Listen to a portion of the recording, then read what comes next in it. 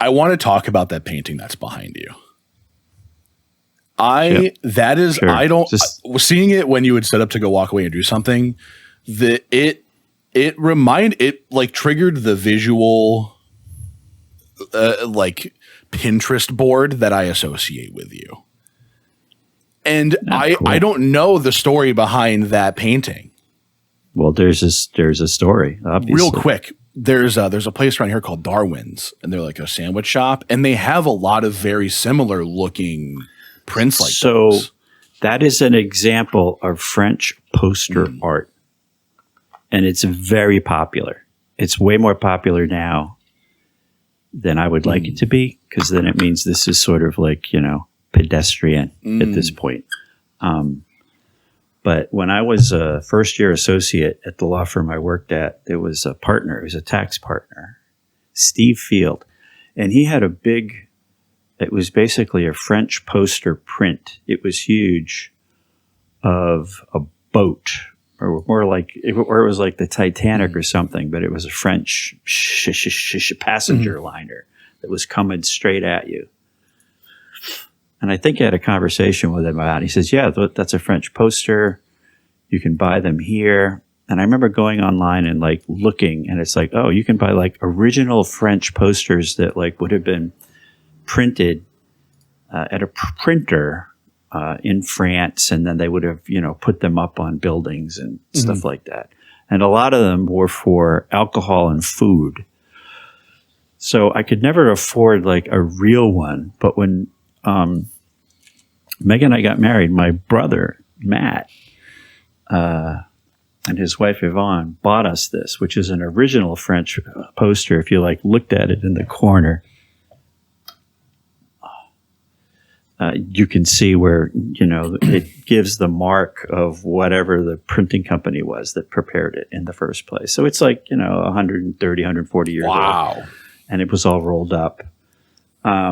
And I have no idea how much it costs now, but it's probably, you could get that for like $1,000, a little bit more framed. All right. Yeah. So that's the original. That's the only one I own. But then he bought us a book. So accompanying that was a book of like a published book of French poster art, famous French posters. And they were famous French visual artists like Toulouse-Lautrec. If you've heard of Toulouse-Lautrec, you could Google him, and he's like paintings, and his paintings are worth zillions of dollars. But he started off doing posters in France, commercial posters. So anyway, I've got a bunch of printed ones that I got some in the bathroom, and then I bought a big one over here. You can see when you come visit. It's like a peacock and a bottle of cognac. Anyway, so sort of when we did the kitchen over, it's sort of like a French theme-ish, which is, again, would have been very original like 40 years ago when I thought of it but couldn't afford it. So, but now it's like everyone, you can go to like Staples and probably find a copy of that. Or in any museum store in the United States, you can buy a copy of that for like $12. So like most people coming in here were saying, "Oh yeah, I've seen that. That's nice." But yeah, I've got a picture. I'm not going to move my laptop because I'm afraid that it's going to explode. But there's a picture I took on my phone. You can barely see it over there. It's a photograph I took on my phone, and then I got it printed. It's like a Madeline, Nora, and Kate walking across like a French plaza with a fountain in the background. The big printout on the canvas up there. I guess that's, yeah. Can you see it? And that's like, at this point, those are the only things that make it the kitchen French. Although I have a French bakery clock, which I was very excited to find here in the States, but it stopped working, and I gotta fix it. But yeah, we've had that up on the wall in our kitchen since we lived in Valencia. For sure. Did you like spend a lot of time in France? It seems like you have like a lot of French influence, and like Madeline as well. The interest in French poster art just came because of that one conversation that I had with that guy, and plus then maybe seeing them around and thinking like, oh yeah, French poster art is like really cool, and it's almost like, I know it's $1,000, but it's affordable art Oh, in yeah. that sense, as opposed to like finding like an original painting. Like this was a print. Yeah, I mean, I ended up having to go to France a fair amount because of my job at Albany International, because we had a lot of business in France, and we had a customer, Safran, big French aerospace company that we ended up then doing a joint venture with. So, and negotiating a big long-term supply agreement with. So yeah, there were a lot of excuses to go to Paris specifically.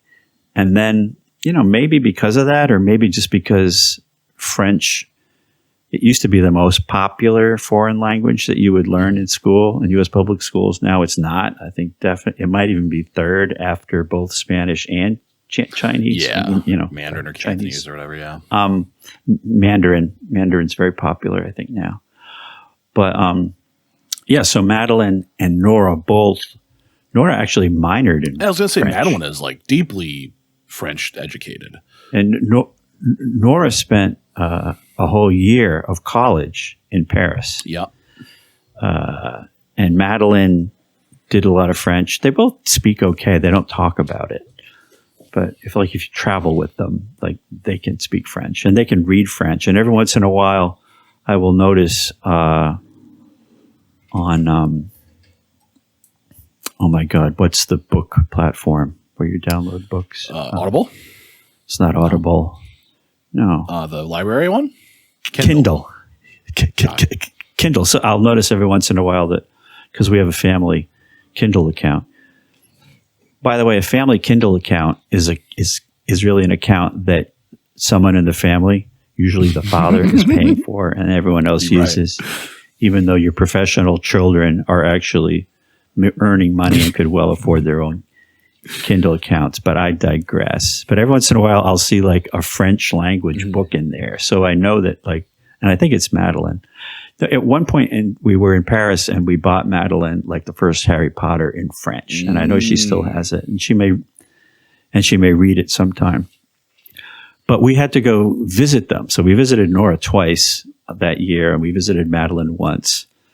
And then when your sister was with us, we did a big trip to Paris, and we all went and had a great time. Yeah, I remember her going. I don't think she'd ever left the country at that point. I don't know. No, there's no way she'd left the country. No, we had to get her passport, the whole bit. I think I've only been to Canada once, and I've never been to Mexico. I don't even think I've flown over it. So I haven't really needed a passport until I started DJing, and then I was like, maybe I should get one in case someone wants to pick me up for a tour. But I mean, you used to be able to go to Canada without a passport, but now that's long gone. The enhanced ID doesn't even Canada's work worth anymore, really. Sometimes you could show up there and just say, "Oh, I didn't know," right? Like, was I speeding officer? And what are they going to do? Keep you in Canada? They don't want you. Yeah. Or the United States would, let you back in, give you a hard time. But, I don't know how much passports cost now. They're like an investment. So we travel, and we were talking to our friends before, and like, whenever I'm thinking about where we're going to go next year, I always do want to go to Paris. I'm sort of lazy that way, because now I like you kind of know your way around after you've been there.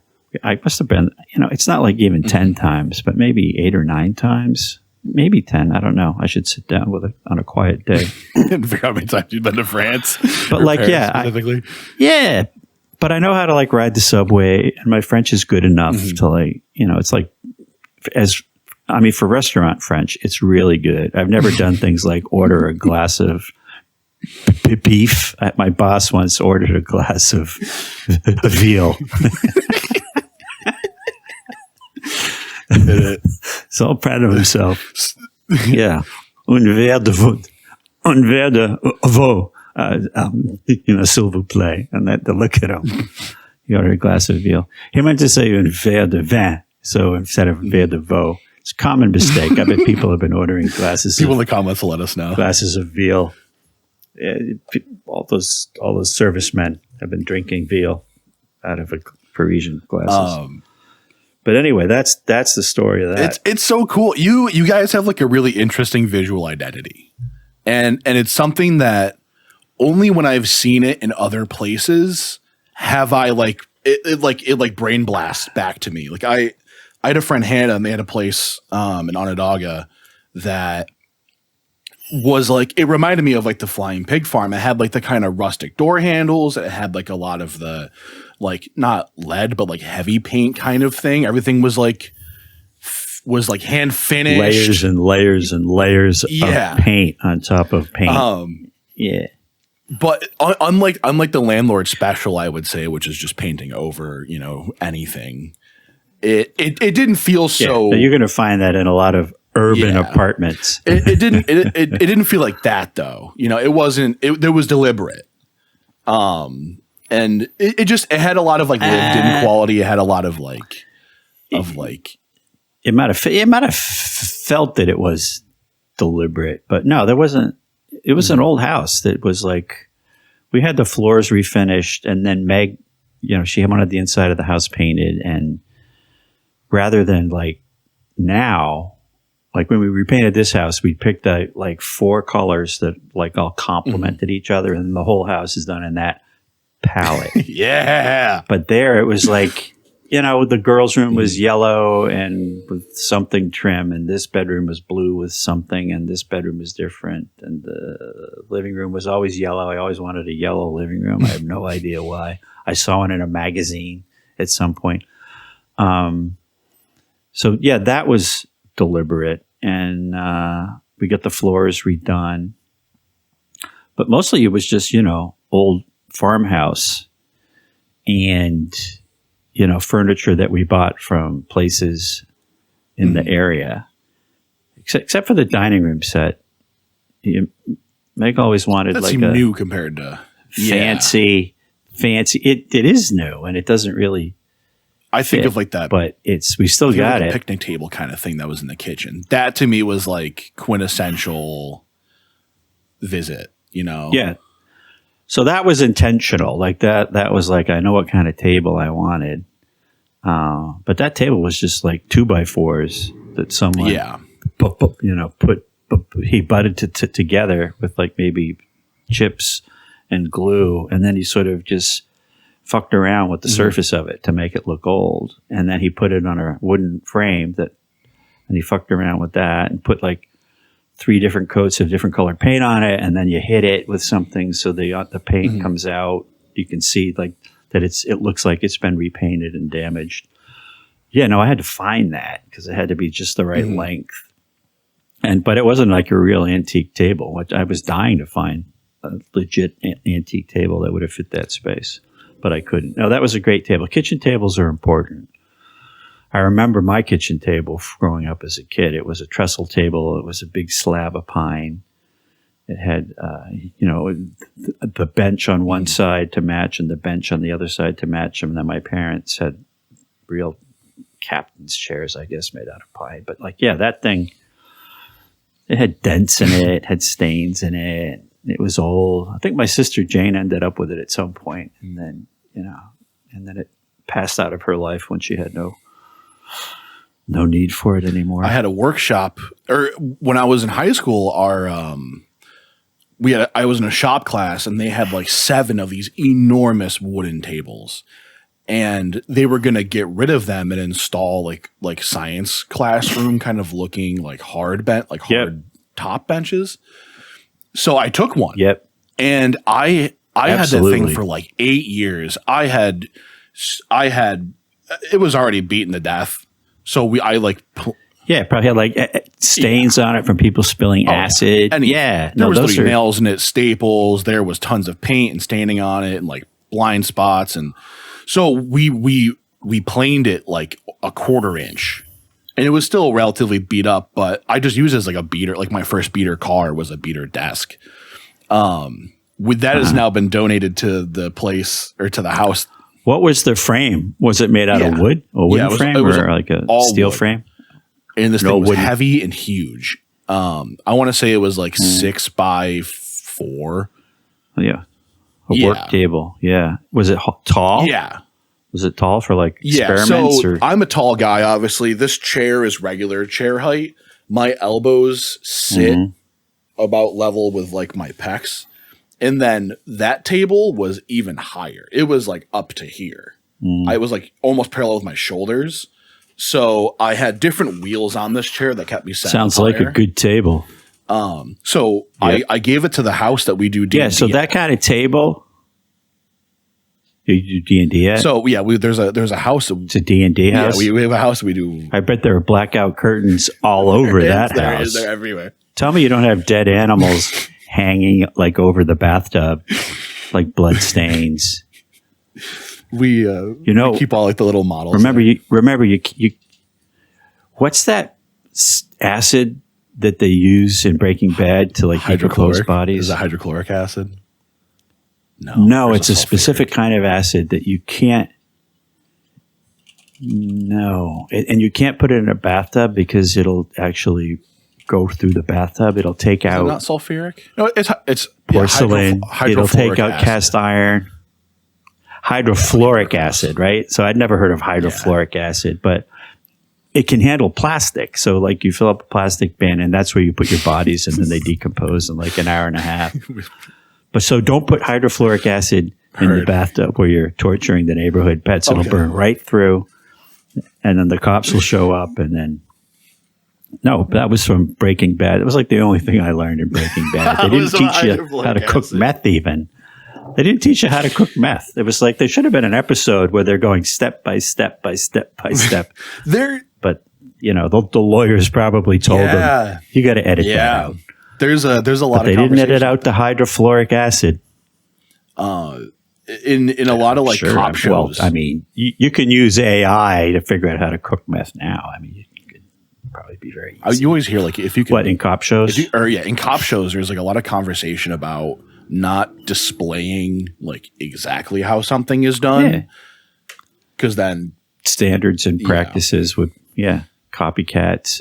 Well, I wanted to mention that's why you have a lot of criminals in this country that frankly don't know what the fuck they're doing. to watch cop shows. It's and they bad. want to get into it. Like and then they're doing it wrong because they put misinformation in the cop they park shows. the get out car right outside of the bank in front of all the camera. Like they never like take those steps into mind. Exactly.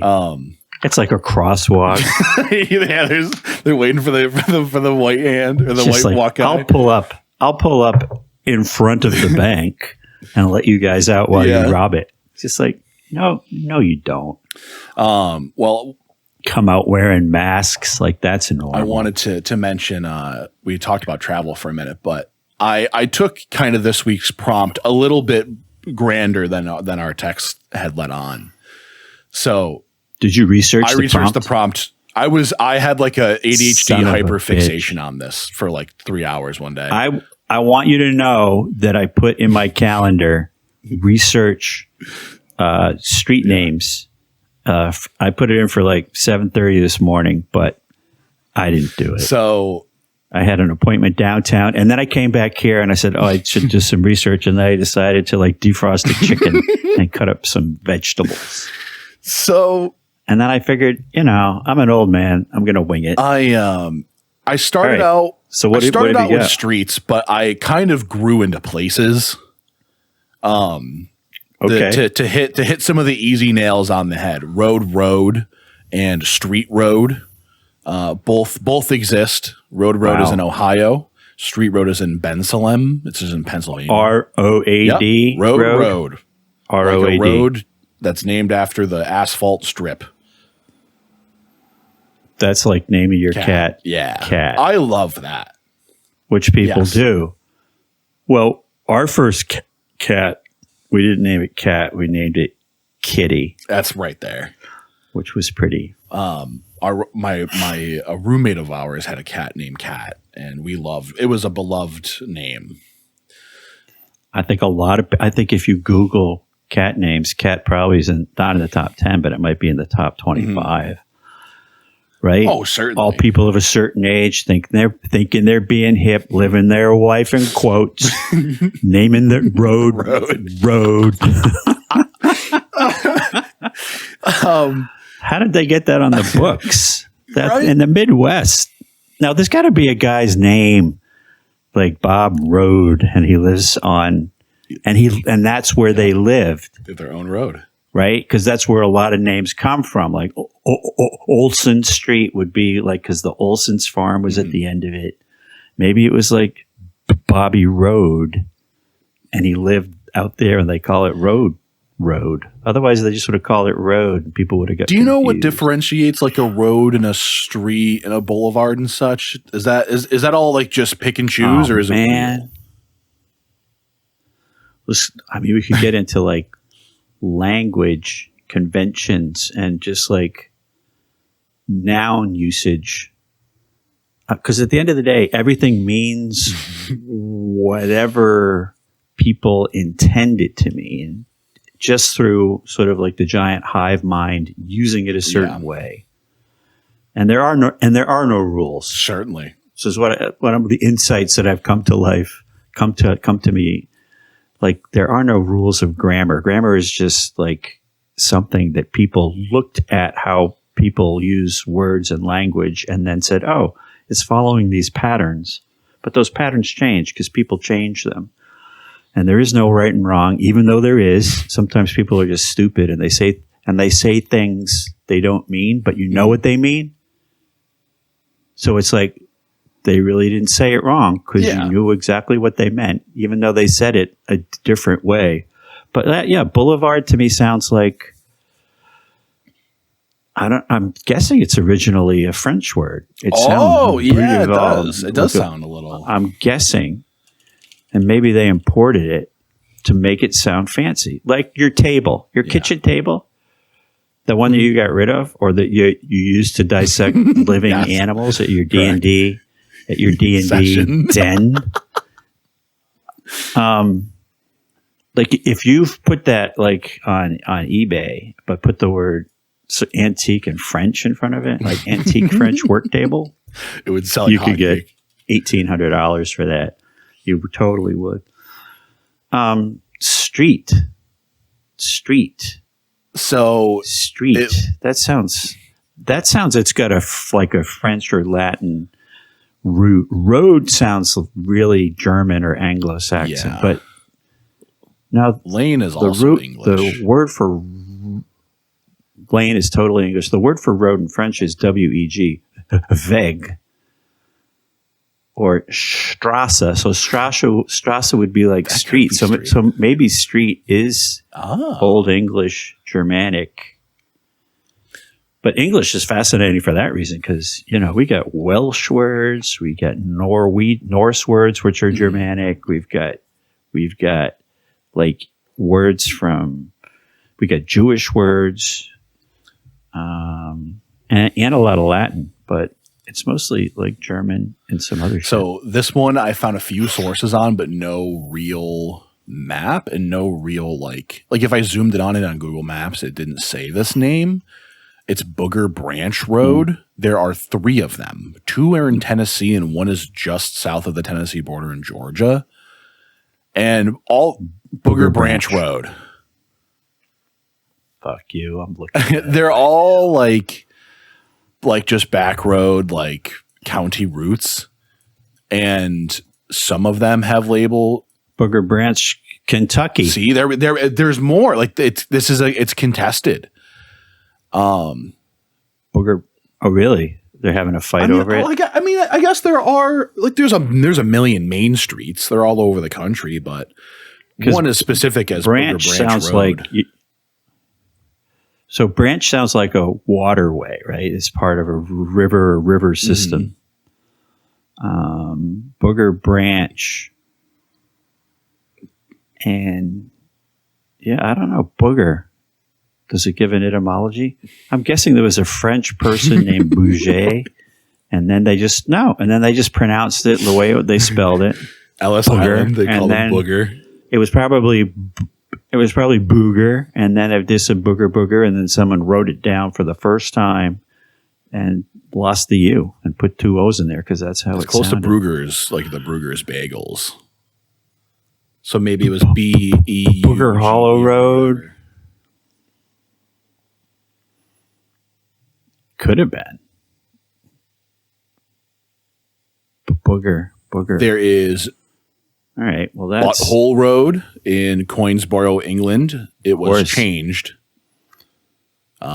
Apparently, the town had been harassed by ne'er-do-wells who they eventually changed it. I don't know what it's changed to now. If you look at Butthole, I wonder if butthole had some meaning. It's that was gotta. then, It's applied. But it just, I mean, it is the whole in your butt. That might have been. because they also have the Isle of Man. What is the anatomy of a They butthole? have the Isle of Man in England too. So I'm like, you Yeah. guys like name stuff odd out there.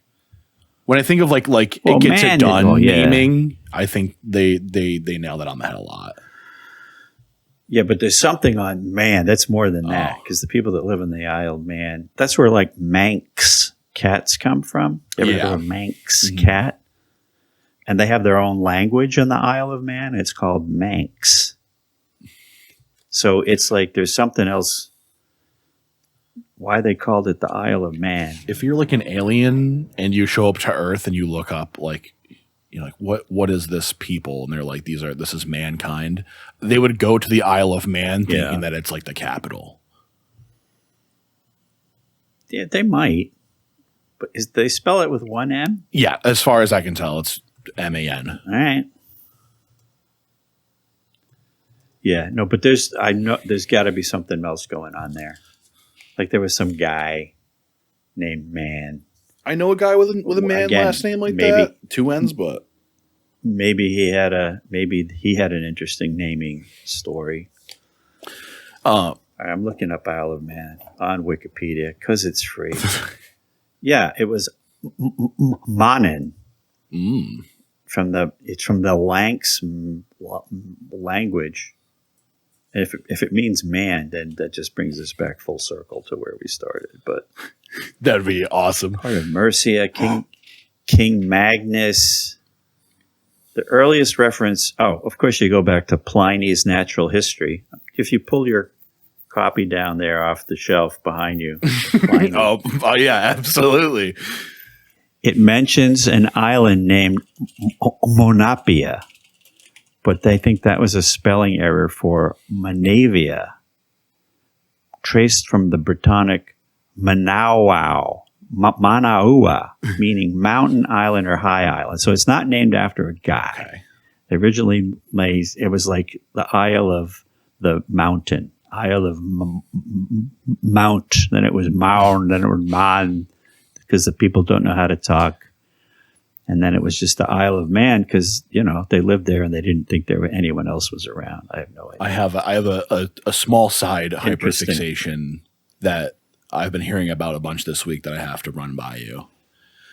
So you can Shoot. take a picture of anything, in particular, a picture of a bird, Yep. and you can Yes. translate the picture into audio. I don't know what that So means. you can like when it's called a spectrogram. It can essentially turn audio into the data, or turn the picture into data. The data is then played back as audio. If you feed that audio to a bird, to a parrot or whatever, and then have the parrot repeat the sound into a microphone, you could store a picture of a bird with a bird. People extrapolated the idea rather far. You could store small files or even like a game. You could store Doom on like 100,000 birds. You know what I mean? If you stored each data piece independently as the sound. So hold on. Let's Yep. back up. So you start with the Yep. picture. Turn the You picture into audio. somehow. Well, when you say turn it into audio, there are a lot of choices involved there, I'm sure. So you can turn it into a file of some kind that's just that then would allow you to take that file and recreate the picture itself, right?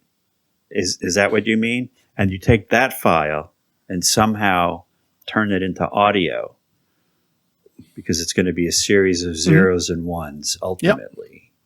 So then, but then how do you decide what kind of audio to turn that into? Because you can, because you got to chop it up into chunks. So this is where it gets creative. So if you like look at Audacity, like how we're recording, that this is this in reverse.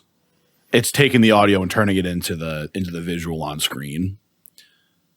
So are you saying that then they just take that file and they just slap that into some sort of an audio converter playback algorithm, just as found, right? Just a pure file, and they say this is a sound file, and then so the converter, whatever, says, okay, fine, I'll play it, and then they play it, and it comes out. What does it sound like? You can design the sound a little bit with like how right. If a really interesting data communication is like these series of like beeps and pips that vehicles and like AI and stuff can use.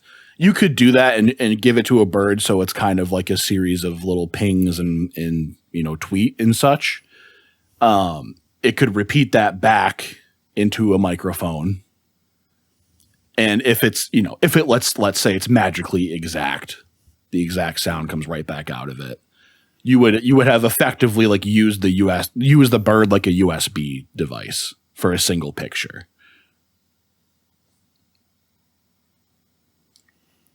What would you store on a bunch of birds?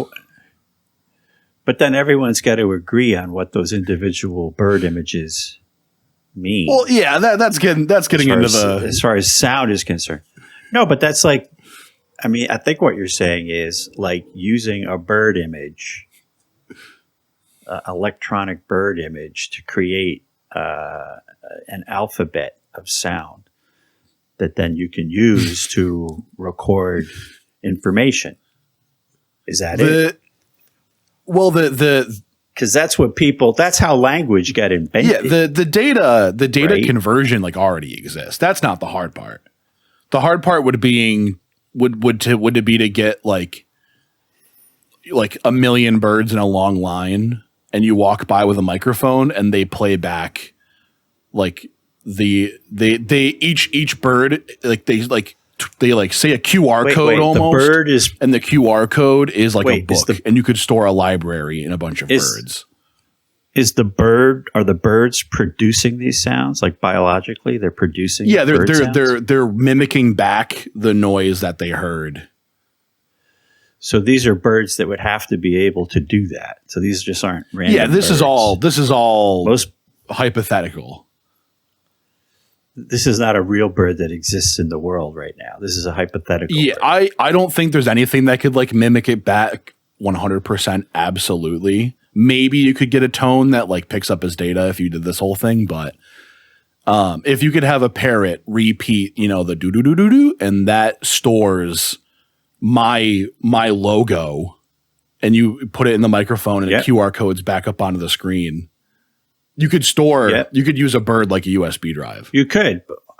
Well, or a bird or a cat. Yeah, it could, like anything that makes it back, that makes the noise back.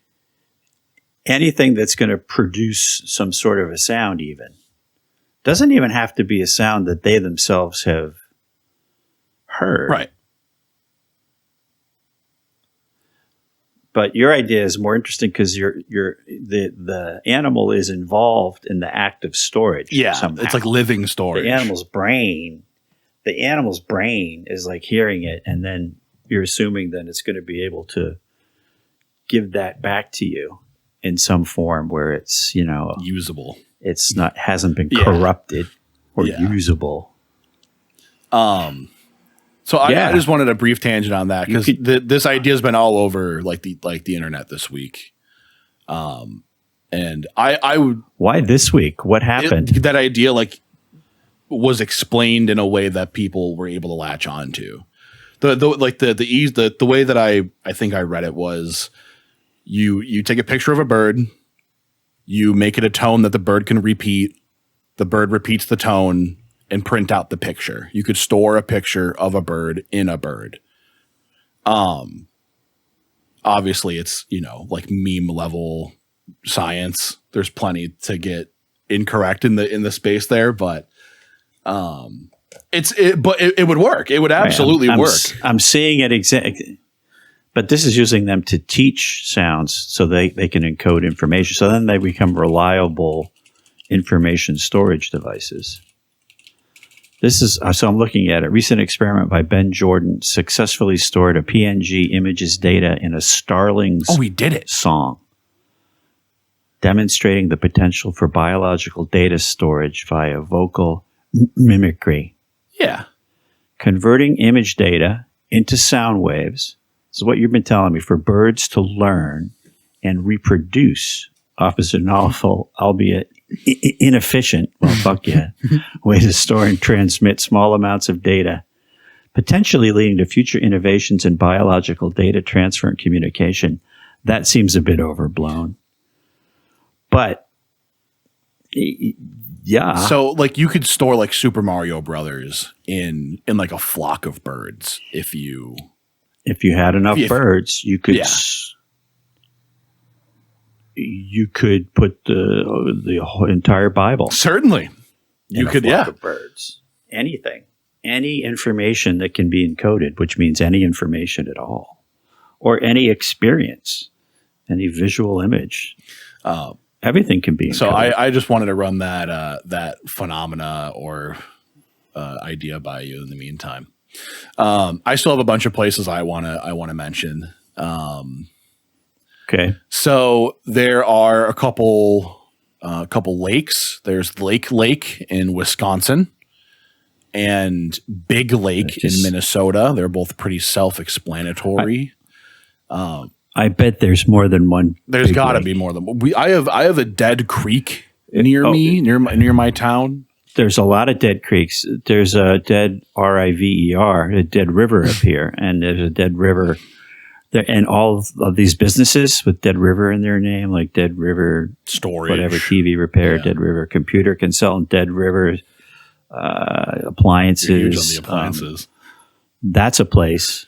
Yeah, but wait, what was I going to say? Big Lake. There's probably 1,000 big lakes in the United States. Blue Mountain, we know. Oh yeah, because it seemed like every time we went on a family vacation that involved a hike, the mountain was named Blue Mountain, and it was because people, whatever, name mountains. Well, but why? What is it about a mountain that caused them to name it Blue Mountain? There's a lot of stuff like that with like. Is it the color of the mountain? It's not the color of the mountain. Like naming animals, that's like a big thing. They'll be like, "Oh yeah, that's a blue pit bull." I'm like, that thing is gray. It's not blue. It's gray, like almost black. What do you mean it's blue? Or, it'll be like yeah, but what I'm saying is you have all these mountains, right? A red beet. That sounds like marketing. But I'm saying you go around the United States, there are all these blue mountains. It wasn't like people got together. It was like there's something about a mountain that people interact with it with a certain way and give it the name blue to a surprisingly great extent. Whereas, you can see like a lake could be called Big Lake, or a pond could be called Deep Pond, because people just aren't very creative. But Blue Mountain, I don't know what's blue about the mountain. There's something there. Maybe I don't know what it is. I guess I don't know. Maybe it's like the street name. It's someone's last name. Jake Blue went out there, climbed it first, got to climb it. He's like, I want to name it after my great grandpappy, John Blue, and now this is Blue Mountain. Yeah, but you don't meet people whose last name. Yeah, is I think Blue. You're right. Like I've never met anyone with last name Blue, as far as I know. Little boy Blue. Yeah, but there's Blue Mountains, so it's got to be, it's I'm looking at most popular street names. It's probably like the Main United Street, States. Washington. Maine is up there, but according to AI overview from Google, Gemini, the most popular street names in the U.S. are First Street, Second Street, and Third Street, although not in that order. For First Street comes in third. You know what? I think it's right. Comes in first. And you know why? Oh, I think we just figured this out. Because your First Street wouldn't be First Street. It It's would usually be Main Street. Yeah.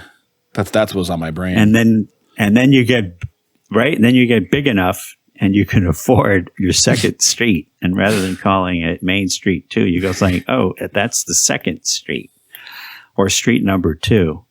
Then you go to third, and then they switch to like Park Street, which would have been the one near the park, or we want you to think it's of something pretty like a park when we name it. Then it's got oak, and then you get into trees. Oak, pine. Oh, Maple and Willow Street, Maple. Willow Road or whatever. Willow. So I think those are the first oak. So I grew up on Oakland Street. And somehow when they named that street, they put LAND at the end of it. And I think, I don't know, it feels like a developer was building houses. I don't know when that first got started as Oakland Street, but it was probably old enough that, you know, they just looked at all the oak trees and said, this is Oak Street. And then there was Oakview Circle, and then there was Oakview Park. The Oak prefix going crazy. Oakview Graveyard. So there's a lot of oaks. But now I think, you know, developers, when they start building developments, originally, they just sort of grabbed popular street names, and trees were very popular. And now you've got trees naming streets that, you know, you drive on that street, you'll never see. Like Sassafras Lane, you know, in Maine. I'm sure there's probably 20 of them, and there's no sassafras trees in Maine. At least I don't think there are. So it's like, it started as a descriptive, and now it's like, it's a descriptive of the area, but then now it's like a descriptive of a street. It's like a naming convention. It's like, oh, we're building a new street. We'll put Keegan in charge of coming up with a name. So Keegan like drives around. He says, well, you know, a lot of Oak Streets seem popular. People like that. So let's name it Oak Street, even though, I don't know, you're in the middle of the fucking prairie in Oklahoma. There's probably an Oak Street. It's like an Iron Gate, you know, like not private community, but they have like the big sign in front of the neighborhood. There's got to be like a million Iron Gates. There's got to be like a million like, you know, apple tree suburb kind of thing.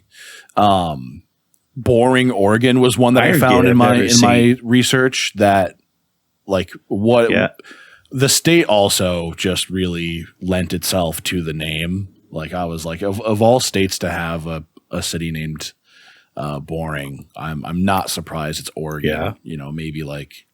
Why do you think Oregon is boring? I would think it would compare favorably to a place like Delaware. Like you're going to go to Delaware to get excited? I don't. When's the last time you ever found someone? Oh, Keegan, we're going on vacation. Oh, where are you guys going? Going to Delaware. Always wanted to go. No one ever says that. People go to Oregon on vacation. It's got like outdoors and shit. It's got mountains. It's got hiking. It's pretty. It has rain. Has Portland. It's got coffee. I'm sure there's a lot of guns. I'm glad they got coffee. That doesn't sound boring to me. You're thinking it's boring because it rains so much and you got to sit inside, play Dungeons of Dragons. Yeah. You wouldn't need blackout curtains there. It's always so dark cloudy in Oregon. It'd be a great place to hang animals over my bathtub and then turn their blood into dice or something interesting. Dull, Scotland. Oh, you know what? You know, Dull, like a dull, DOLL knife. Dull, yeah. Okay, that's got to be dull. That's got to be a Scottish word or a Celtic word that doesn't mean dull. That's not going to be like a place name origin There's like a really named huge after. like internet community called it's like Dull Men Society, and they post things that are like That's just cool. barely interesting enough to share, but like have no actual. I like that. That's really cool. Like it's a little bit of a copycat of like the that's interesting. mildly interesting Reddit, but it's like a Facebook group. I don't and know that. It's exactly what it sounds like. It's stuff that's like just interesting enough to mention, but doesn't. I don't really- want to know this because sounds like a potential time suck here. This sounds very intriguing to me. Yeah. So wait, hold on. The name Dull is Pictish in origin, as you suspected, but it's derived from the word dole, meaning water field, a field with I water have in it. no idea. So it doesn't mean dull, because that sounds very exciting. Oh, yeah, the Guardian had a whole article on this idea. and both dull and boring See, there got we called go. out as place names. Okay, Oklahoma. The word dull.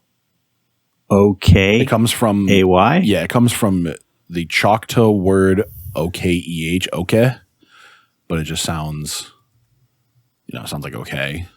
Well, is Oklahoma a Choctaw word itself? Oh, it could be, or maybe it's like home of the Okla. I Where don't does know. Oklahoma come from? Oklahoma came from Because the that's moon. definitely a Native American. Oklahoma is definitely a Native Yeah. American name. It means red people or land of the red man. Ah, Just try naming your sports team that. Good Yes. luck. It's from the Choctaw. You're right there. It's from Choctaw. Boom. It's two words: Okla, meaning people, and Humma, meaning red people. interesting. It was named by a chief from 1866, so it's not that old. So you know what? That's interesting. He was probably referring to his people as red in reference to all the Anglos who were then living in that territory. My So it's not favorite an ancient word. that I found in my research was truth or consequences in New Mexico. New Mexico. Yeah, That everyone's one's heard of that. cool. Nothing in particular Is about. it though? I think it is. I mean, that sounds like someone going out of their way to give their town a really cute name. It's like it makes it feel like it's the center of a movie that like a shootout. It makes it feel like they were addicted to a very bad TV show. Did you know the origin story? I've got it up on my I don't know screen. the origin story. There was a TV show it was a TV show in the 50s called Truth or Consequences. And it was like, like as it sounds. I never watched it, but you would go on there and they'd ask you if it's like a quiz show. And then it was so popular. To celebrate the show's 10th anniversary, the host, Ralph F. Edwards, offered to air the anniversary episode from the first town that would change its name to Truth or Consequences. So the town of Hot Springs, New Mexico, held the vote and won, leading to nationwide publicity. Yeah, people go there just to get a selfie in front of their for this town sign. I don't know. That sound they could change it to boring. you don't like it? You don't like Truth or Consequences? Change it back. I think it's a terrible story. I'm It's not going to draw me there. Although you look at a picture of it, it's actually a very attractive looking town. the fantasy mountains. fan, like the creative or like the. It's on the writer. Rio Grande. The writer in me loves like when something is named something grand like that. I love the Isle of Man. I think it's a cool name. It does inspire awe, Yeah. right? When you get off the boat, everyone's quiet. It's like we're on the Isle of Man. It's cool, right? I totally get Yeah. that. Or if I got Yes. to like I agree. Chuck's Sanctum, or like that to me would be a cool place to Yeah, spend. that sounds a day. like an oxymoron. Yeah, that doesn't sound right. It could be something else. The really popular one that in this was Hell, Michigan. A million places have made articles and covered this. Welcome to hell. And then, I just remembered one that I had. It's a North Pole. It's North Pole. I got one that reminded me. Well, it sounds like Americans would claim that the North Pole is in the United States. I thought it was in like South Carolina or something stupid. No, Alaska. Well, there might be one in South Carolina. Known for its year-round Christmas decorations. Yeah, that sounds almost as stupid as Truth or Consequences, New Mexico. Actually, no. There's a huge Santa Claus statue. What's your Kris Kringle Drive, like Mistletoe Lane? This might be worth a trip. You mentioned Delaware earlier, and whenever I think of Delaware, I have a hard time not thinking about its kind of neighbor, Maryland. Okay. I hate the Maryland flag. And one of the what's in the Maryland flag? It's red and it's white. Is there a bear in it? It's red, it's white, it's yellow, it's black, it's like 4 different patterns that are in corners of the flag. It's a mirrored pattern that is in 4 quadrants. I can't. Oh yeah, I don't like horrible. it. It makes me frustrated. It looks ancient. It looks like a NASCAR Navy or flag something. combined with something from the Third Crusade. Yeah, it's jarring. They have Accident Maryland. I don't know why I said Maryland. Accident Maryland. Supposedly because surveyors accidentally marked the land twice, and they crossed it out. But when they submitted the document, the lady or whoever accepted it just. Instead of taking it as an accidental paper, she just wrote Accident Maryland or whoever it is. She took that as the name. Yeah. I like those stories. So that happened a lot with immigrants coming in. They just ended up with, the closest thing. Whoever was there writing it down, if they were awake. Yeah, I'm here. Can you hear me? Yeah. I lost you right after a lot of that happened with immigration, I think, or immigrants. Right, people coming in, they got thick accents. You saw The Godfather. Yeah. Right? Tell me you've watched it at least 50 times. I think I watched The Godfather with you.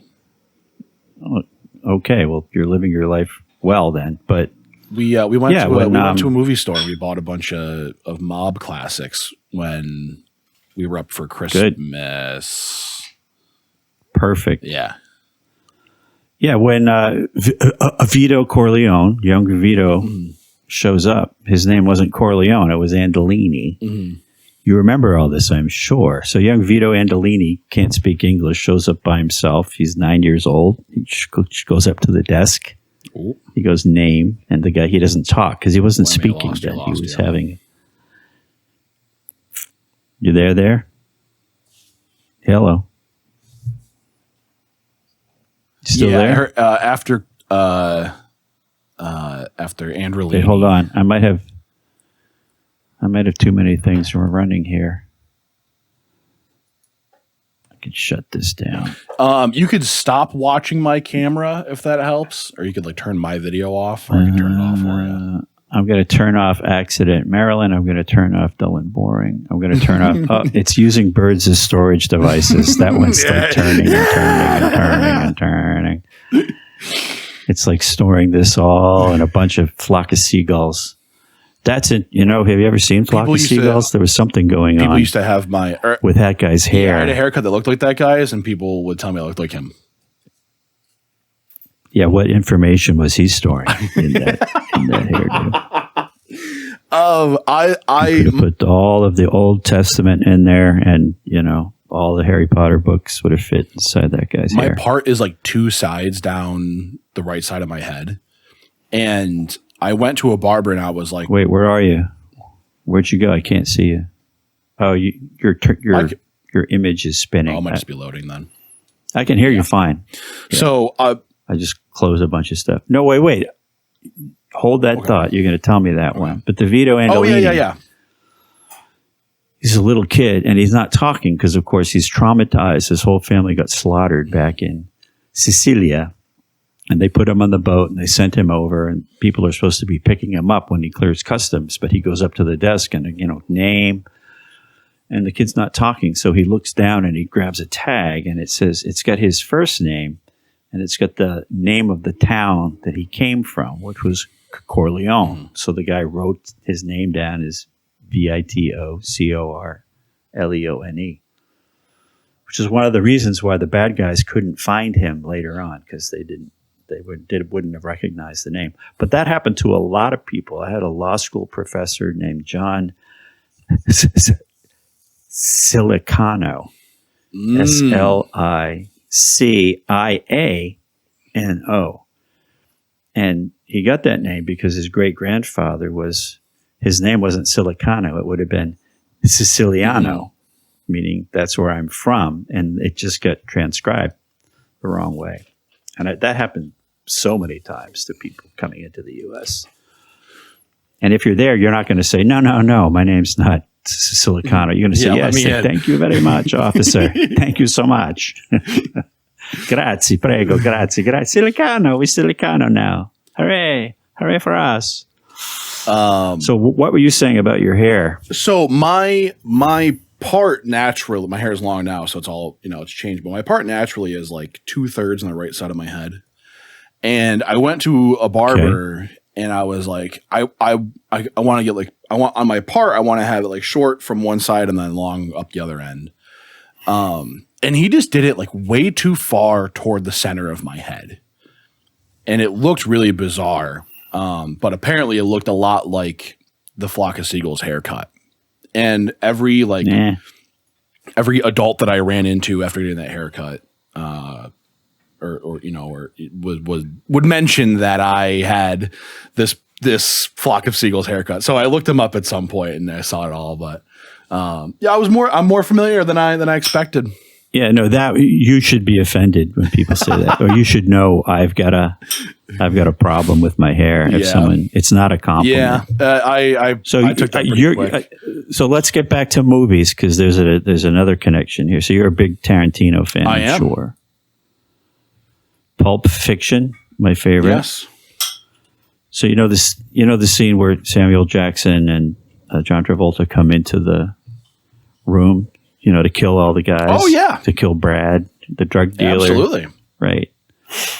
So there's one kid, the first kid to get shot, the Samuel Jackson character refers to him as Flock of, because of his hair. Sit down, Flock of Seagulls. He just calls him that. Sit down, Flock of Seagulls. And you know that he's going to get shot first. Yeah. I watched like a 2-hour, behind the scenes / movie producers commentate thing on it, on that scene specifically. And, really? Yeah, it's really, really cool. Really? Can I, while you say that, there's something about the way our brains are wired that predisposes us to watch reaction videos. I don't know how it happened. Like you like watching someone else. You're watching someone else react to something, and it's usually something else that you enjoy watching. Yeah, normally. But instead, it's even more appealing to watch someone else reacting to something that you enjoy watching. It's like an additional layer of some person. Plus, it's like telling you, this really is a cool thing that I like because this other person is enjoying it. Yeah, usually it's bizarre. Usually a cool person doing the work of filtering through other nonsense to find something good is, I think, why reaction content is popular. Like I could stream for 6 hours and watch 5,000 short videos, but 3 of them were actually worth watching, and this is the 3 of them that we're going to watch, or this is my reaction to those. But Keegan, even as I'm watching him, it's like half of these content producers are not sincere. You can tell they're fake.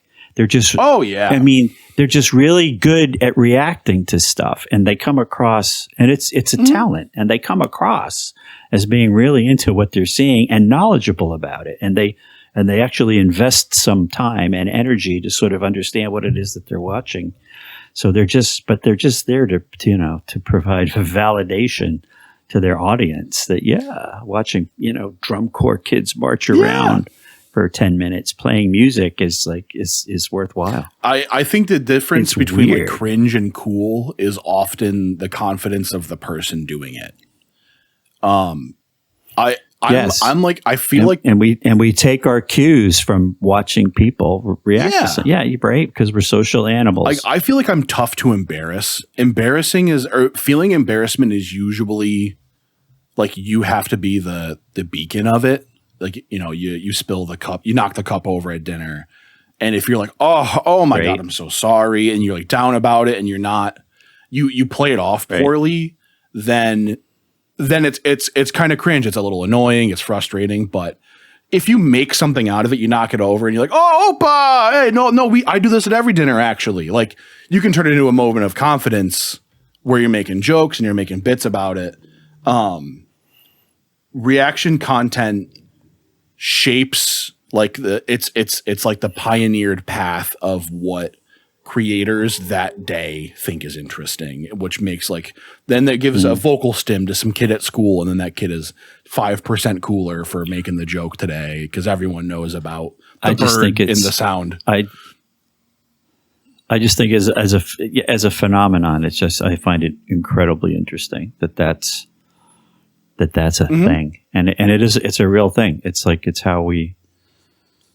Whatever. It's one of the most enjoyable things on the internet. That and like that guy who cleans the hooves of the cows. And they're my God. They're always infected. They're always infected, and you're waiting. Yes. That's like a subgenre of pimple popping. Yes. It's this you're so smart, dude. I think the same exact No, thing. I'm not smart. The internet is smart. So you watch some like Dr. Pimple Popper or some other guy, and they're cleaning out someone's pores, basically giving someone, a facial. And then and your next suggested video is going to be that guy, cleaning out the hoof horn. Oh, we got a bad case. Oh, it's very sensitive. Specifically. Yeah, he's so great. It's just like, God, I want that job. He's got that whole rig. He's very personable. Crush. You can tell that everyone's happy to see him. Is that what it's called? I'm gonna load. I'm gonna get this guy in the crush, and we're gonna get that back leg pulled up because it seems like it's real sore. I'm gonna get it pulled together. There's something in there. I know what it is. Yeah, no, he's great. Got a bad case of hoof horn. I'm gonna clean out all this hoof horn. That's a profession that after watching 5 YouTube shorts, I think I could do full time. Obviously, it's far and away no talent at doing it, but he's got something. He's got something, Keegan. He's got he's got a niche. Yeah, he's carved out a niche for himself. I clean infective bovine hooves. It's got to be. It's got to be travel rig. He's got to be passionate about it. Like to travel all over Scotland and England and walk into these disgusting, literally shit-ridden floors and farms and cow beds. I wonder how much he makes from that, as opposed to providing direct care services. What's the name of the guy? The Hoof GP. Shout out to the Hoof GP if he somehow sees this. I've watched probably thousands of nail removed from bull's painful foot. 22 million him and views. Nate the Hoof biggest guy. stone ever pulled out. There's another guy. So it's got to be a genre. Yeah, I think it is a lot like pimple popping. I think right, if there's something there, it's bad. It needs to come out. Or like dogs having mango worms squeezed out of their skin. Oh, I don't know about that. Or kids with dude, there was a guy in Africa, like a German guy. Yeah, Google MAGNO, mango worms. He stopped publishing original content, but he put so much of it out that other people now just, copy his content and post it themselves. Oh my God. Where his YouTube site was Cordylobia. Cordylobia. Where did he stopped? I think he on YouTube, and he was in Gambia. Where and it's common for dogs because they come from They're worms that live in the soil there, and then they. Oh my god! So yeah, This is fortunately, gross. we don't have these. We don't have these around here. It looks like you squeezed it looks like you were squeezing like inflamed rice out of. So this is awful. Right. It's more satisfying than like a pure pimple popping video because you're actually expelling something that clearly had no business being there in the first place, at least from the host's perspective. Right. But from the parasite's perspective, it's just like, no, this is what we do. We live in the flesh of animals until we can get big enough to fly away and lay more eggs. Just terrible. Poor I know. dogs. He ends up putting some of them down. It's sad. I'm glad that obviously parasites can get in us, but we don't have like a rash of problem like that. Like a lot of dogs need heartworm bot shots. fly. Yeah, bot flies. You see like people get Keegan in the South. People get chiggers. Oh yeah, Google that. Those are nasty. Yeah, it's like that's like shingles, and they live in like stepped up. They live in the dirt. No, it's a parasite, and it burrows into your skin. Oh, these are like ticks. And then it goes under the skin, and then it like travels like underneath your skin, and you it's my god, it's disgusting. Okay, all right, that's enough of that. You don't want to get them. You don't want to get Video those. The short I just watched, you could see a very red chigger moving underneath someone's under the skin. Yeah, no, it's they're gross. Tiny. So it's horrible. This adult one, like a tick is nothing. Ticks are easy. You see it, and the word dime on a dime. Yeah. Oh my god. Yeah. All right. I'm never going back to the South ever again. See? I like living here because ticks are like the closest problem to that, and they're pretty visible. They are. So you get a tick, and you can get Lyme disease, but you can treat it. But if you spot it, you pull it off, and you're good to go. Do you know? Like, is Lyme disease like incurable, or it's like we can't really stop it? Once you have it, you have it. I saw like Ben Affleck or somebody was struggling with Lyme disease. I should know that. There is, what do they call it? Chronic Lyme. So actually where we lived in the farm, that had become a real hotbed for Lyme disease. And a lot of kids in the homeschool group got it. Some of them got it so bad that the parents didn't notice it until the left side of the face starts to droop. And then they got to put them on serious antibiotics for like where you get a little box attached to your body that's injecting antibiotic in you for like a long time. I don't know. I think Lyme disease, whatever that parasite is,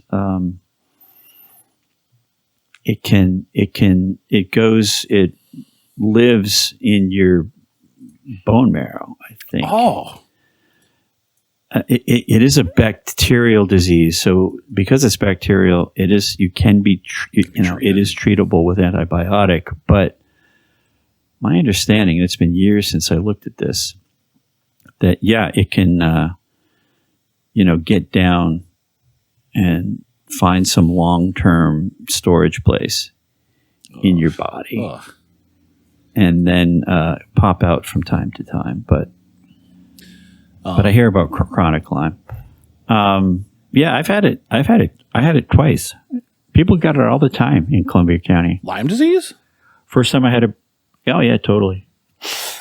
We live on a farm, man, with like grass, and like we walked in the woods, so we get ticks all the time. When I used to the girls would like get in the bathtub at the end of the day, and you'd have to check them for ticks. Yeah. They never got it as far as we could tell. But no, I had it twice. Once I got the bullseye rash. It was huge. For some reason, half the bullseye was on my upper left arm, and the rest of it was on my body. Even though my upper left arm and like my body aren't like connected, Connected. except through the shoulder. It was so weird. Why? What makes the? Yeah, but I went on. I'm probably asking a lot of medical questions. Like, what's with the bullseye rash? Do you know why that is? I don't know. I don't know. I do not know. It's just one of the telltale signs. But yeah, when I heavy, there's a particular very strong antibiotic they give you, and it does clean it up pretty quickly. I had a friend, Colton, who he got bit by a rabid bat, and he spent like, oh, that's terrible. I want to say he spent like almost a month, maybe even longer, in the hospital fighting the rabies off.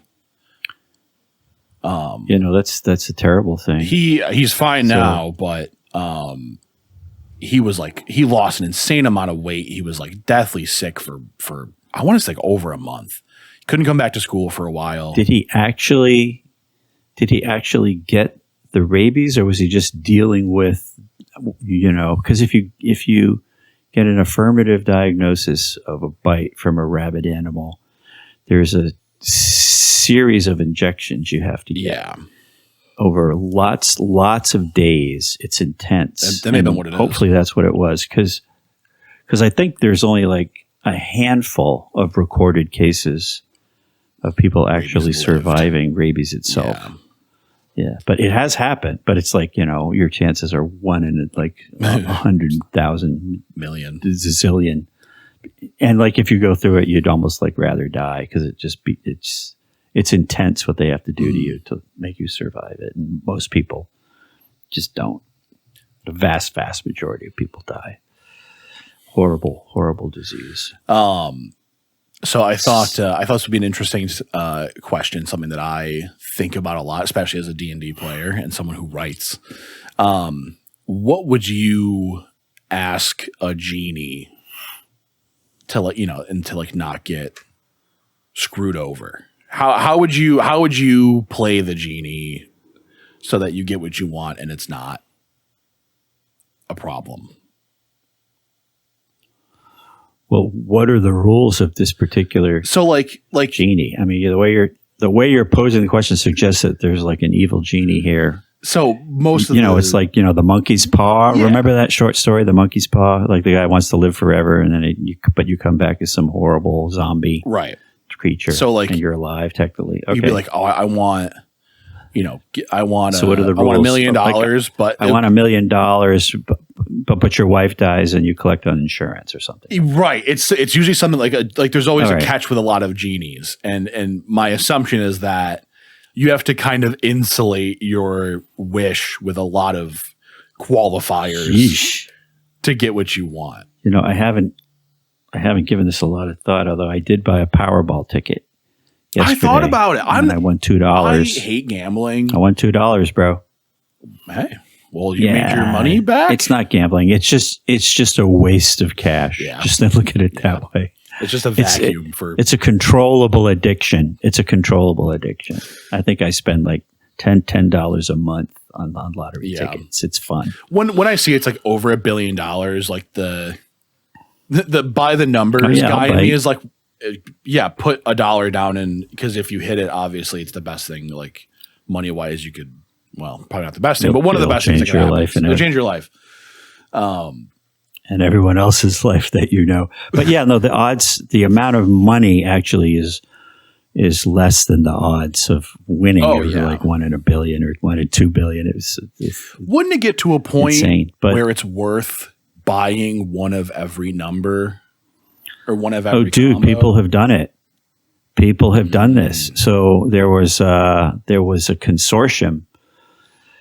They made a documentary about it. Okay. And it was one of the I think it was a state lottery that got gamed. So like, how like smart people will work in teams to like count cards at a casino, and there are ways to like take, to beat the house if you're determined. Yeah.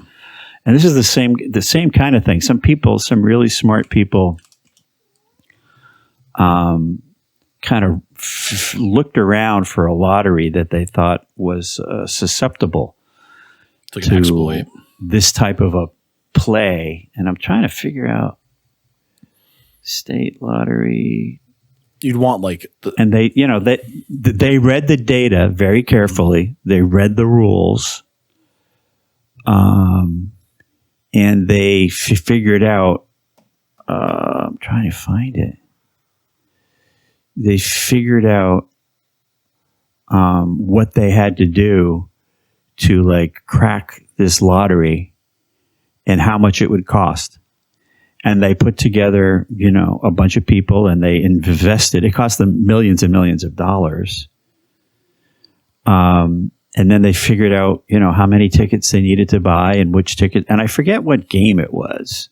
It wasn't like the Powerball. I'm not finding it. It wasn't a scam. No, it was a small state lottery or some sort of contest. It might not have been a state lottery. But it was capable of being like, if you were willing to invest a certain amount, like they invested X and they had like a 98% chance of like getting 2 times that amount back. Yeah. But it required a huge outlay of capital to basically buy up all these tickets to get the high enough. I guess I'm going to find it. The risk that you run is like you could buy one of every ticket, but if someone else also wins, you really eat into your margin absurdly quick. Well, I mean, and it doesn't work, unless you can pick the numbers yourself, and some lotteries you can't. So, but anyway, yeah. Oh, I didn't think of that. check They it just out. assign you numbers sometimes too. Well, that's how I buy mine because I can't. But anyway, yeah, no, they did that. So, but the genie question, and then, bro, I'm going to have to drop off in like 10 minutes. Okay. Is that okay? Yeah, that's fine. I have an hour that'll 20 be, on my time now, but I was going 30. a little bit before you had started. What's your time on your recording so far? What was our target? Did we establish? Yeah, my whole day is open. I didn't have much going on. Probably. No, I got to get stuff done. Well, a little over an hour. Or Got to get some other stuff done. Yeah. Well, all right. nearby. Well, this is an hour and a half. Hour and a half would be a good elapsed time target. Is that all right? Yeah, I'm in. That's going to give us enough, because then you can edit that down even to something pithier I was just going to cut out if you were so like inclined. I'll probably cut out something like this conversation, but well, for the most part, I was going to leave everything in. We're riveting. This is We're interesting riveting. Mildly interesting. Whatever works. Whatever works. Yeah. Whatever works. You're the professional. Like going back to the React content, like that stuff's usually kind of short form. But I think the opposite is the rise in the watch of long. Yeah, people consuming podcasts like nothing else. That's interesting. I never would have thought that, but it doesn't shock me. Wait, but I'm going to digress from the. I want to get back to the location naming thing. I want to talk about the Gulf of America. Yeah. Right? Sure. And the stupidity behind that, or the genius from his perspective. Yeah. Taking advantage of the fact that, how things are named is completely misunderstood by pretty much, most of the people. Or the people just don't care and think it's just so cool. Yeah, I think that's what that is. But even like the America naming a big body of water next to it as the Gulf of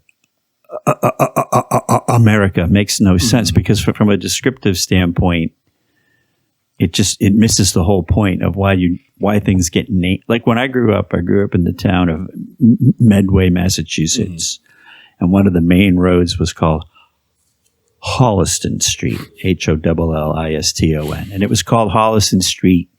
Why? There was a town next door called Holliston, and if you wanted to get to Holliston, you drove on Holliston Street. So it was named by the people who lived in my town to refer to that other town, because it was a useful way of saying, oh no, that's the road to Holliston, also known as Holliston Street. And there were other roads with the same name. where the same convention was used. If you want to get to point X, you take the road named X Road or X Street. Rome. So here you are Rome Road. But here you are in, America, which isn't even the United States. We're claiming like that America is just us somehow. And here's a body of water.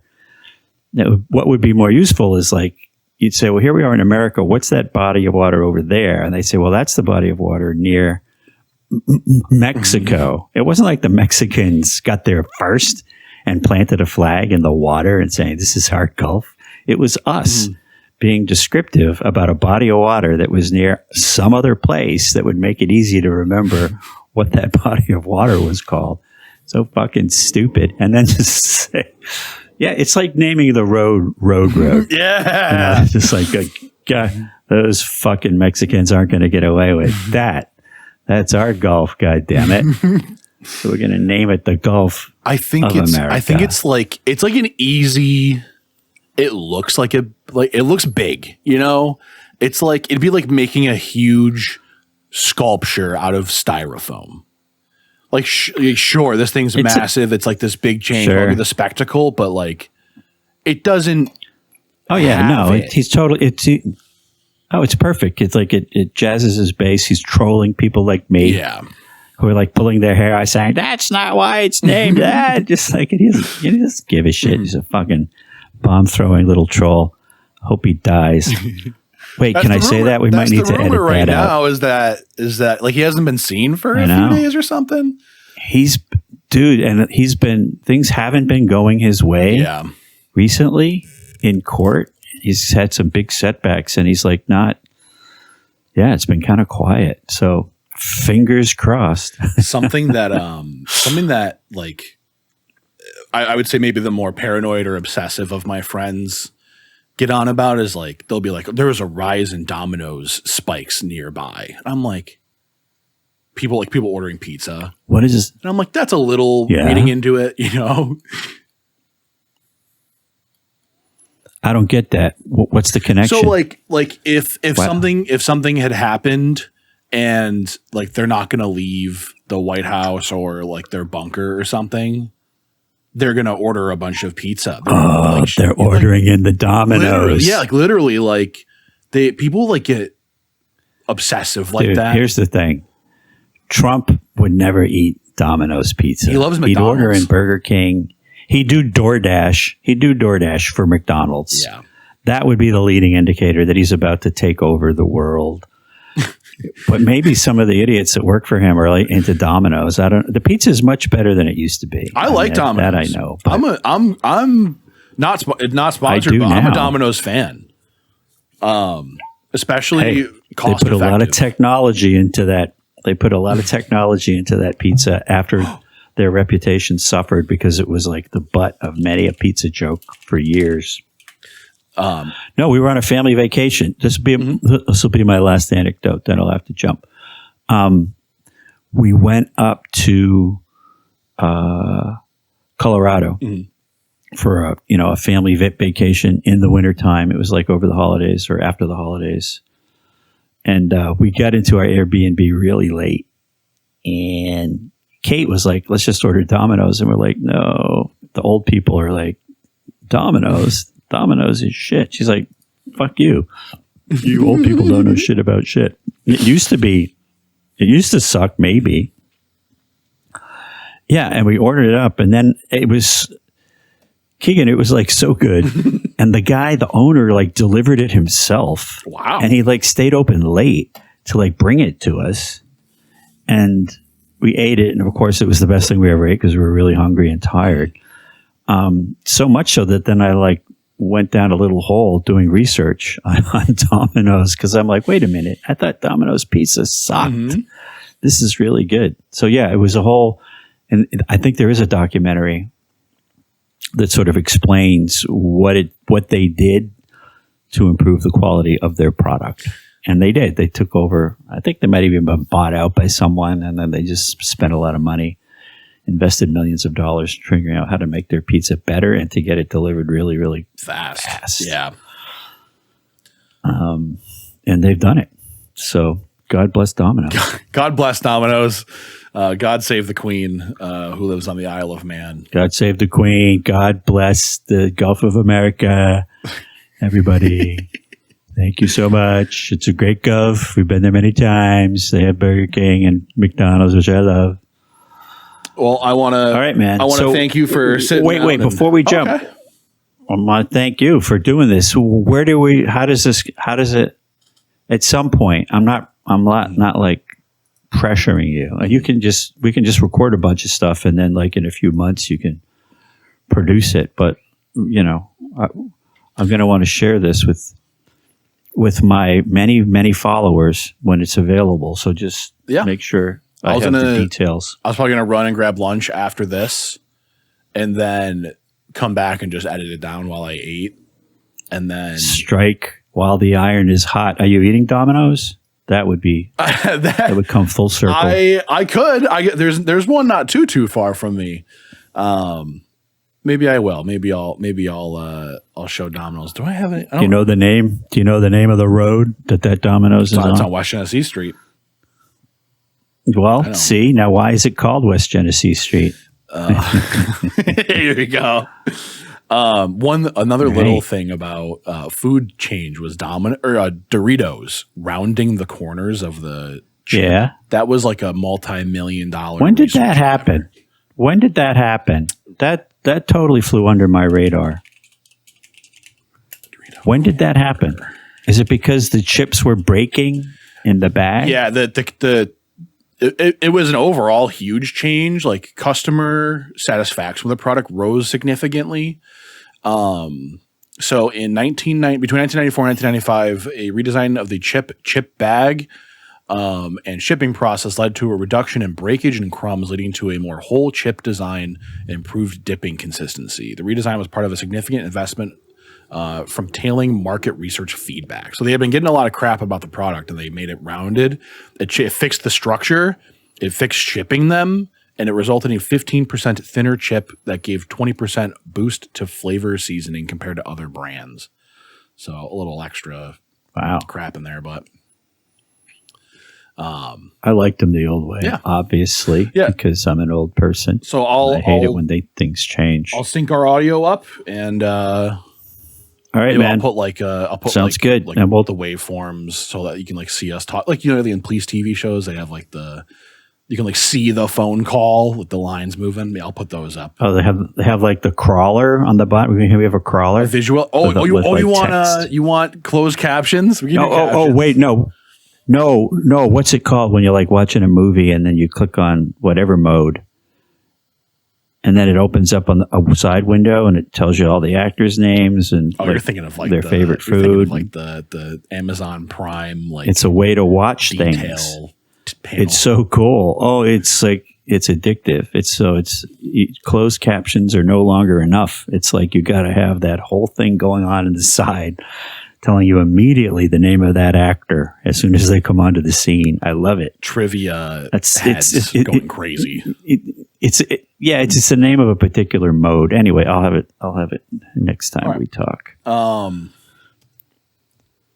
I want to thank anyone for listening. If indeed they still are. The